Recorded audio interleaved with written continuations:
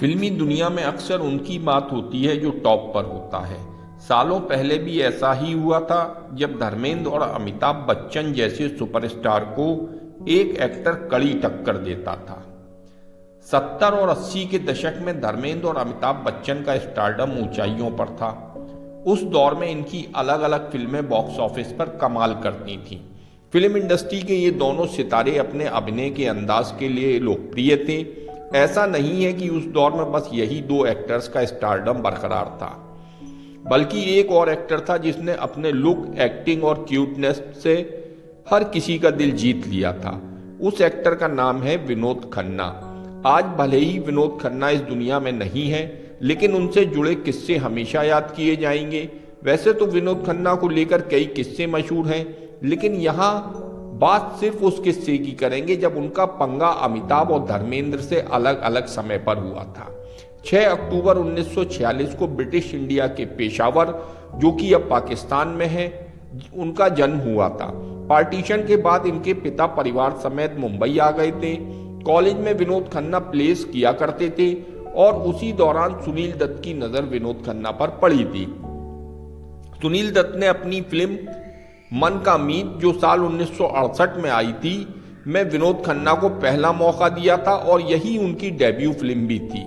इसके बाद पूरब और पश्चिम, सच्चा और झूठा, आन मिलो सजरा और मेरा गांव मेरा देश जैसी सुपरहिट फिल्में करके विनोद खन्ना स्टार बन गए थे। ऐसा बताया जाता है कि विनोद खन्ना बहुत शांत व्यक्ति थे। उन्हें कभी गुस्सा नहीं आता था और अपने काम को पूरी ईमानदारी से करते थे।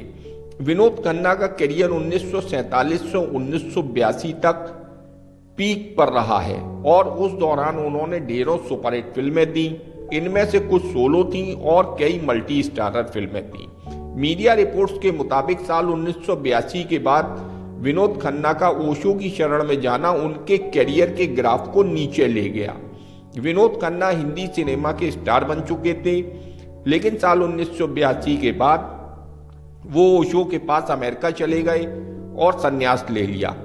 हालांकि करीब 5 सालों के बाद वो फिर लौटे और एक्टिंग कैरियर शुरू किया, लेकिन तब तक उनका वो स्टारडम कम होने लगा था जो हुआ करता था। विनोद खन्ना ने 90s में और 2000 में कई फिल्में की, जिनमें कुछ सफल हुई तो कुछ असफल हुई। विनोद खन्ना की आखिरी फिल्म थी दिलवाले, जिसमें वो शाहरुख खान के पिता बने थे। 27 अप्रैल 2017 को विनोद खन्ना का 70 साल की उम्र में निधन हो गया। मीडिया रिपोर्ट्स के मुताबिक धर्मेंद्र विनोद खन्ना को अपना छोटा भाई मानते थे और उन्हें कई फिल्में भी दिलवाई हैं। धर्मेंद्र चाहते थे कि विनोद खन्ना उनके करीब रहें और उनकी हर बात माने, लेकिन विनोद खन्ना अपनी पर्सनल और प्रोफेशनल लाइफ में इतना मसरूफ थे कि धर्मेंद्र से मिल नहीं पाते थे। एक दौर की बात है जब विनोद खन्ना और अमृता सिंह के अफेयर के चर्चे काफी सुर्खियों में थे। विनोद खन्ना अपना समय फिल्मों और पर्सनल लाइफ में बांट देते थे। एक बार धर्मेंद्र ने उन्हें पार्टी के लिए बुलाया था, लेकिन विनोद खन्ना पहुंच नहीं पाए और ना आने का कारण भी नहीं बताया। इस पर धर्मेंद्र काफी नाराज हुए थे और काफी समय तक विनोद खन्ना से बात नहीं की थी। मीडिया रिपोर्ट्स में बताया गया था कि उस दौर में होने वाले फिल्मी इवेंट्स पर भी धर्मेंद्र पब्लिकली विनोद खन्ना को इग्नोर करते थे। बाद में विनोद खन्ना ने माफी मांगी और वो फिर से दोस्त हुए। धर्मेंद्र अपनी दरियादिली के लिए जाने जाते हैं और उन्होंने विनोद के साथ फिर से दोस्ती की। धर्मेंद्र और विनोद खन्ना ने साथ में मेरा गांव मेरा देश, फरिश्ते, बंटवारा, द बर्निंग ट्रेन, क्षत्रिय जैसी फिल्में की हैं। अब अगर बात करें अमिताभ और विनोद खन्ना की, तो इन्होंने भी साथ में कई फिल्में की हैं। विनोद और अमिताभ ने साथ में अमर अकबर एंथोनी, मुकद्दर का सिकंदर, परवरिश, हेरा फेरी, खून पसीना, जमीर जैसी बेहतरीन फिल्में की हैं।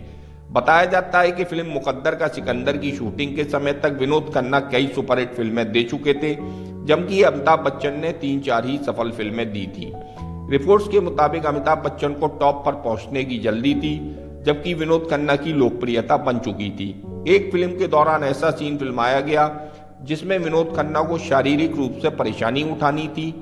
दरअसल हुआ यूं कि फिल्म का मुकद्दर का सिकंदर की शूटिंग के दौरान एक गिलास अमित जी विनोद की तरफ उछाल कर फेंकते हैं, जिसमें विनोद को झुक जाना था, लेकिन वो ऐसा नहीं कर सके और गिलास उनके चिन में लग गया।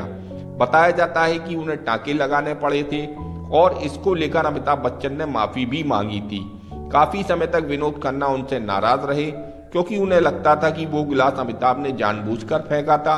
हालांकि बाद में सारी बातें आई गई हो गईं और अमिताभ बच्चन की विनोद खन्ना से दोस्ती बरकरार रही।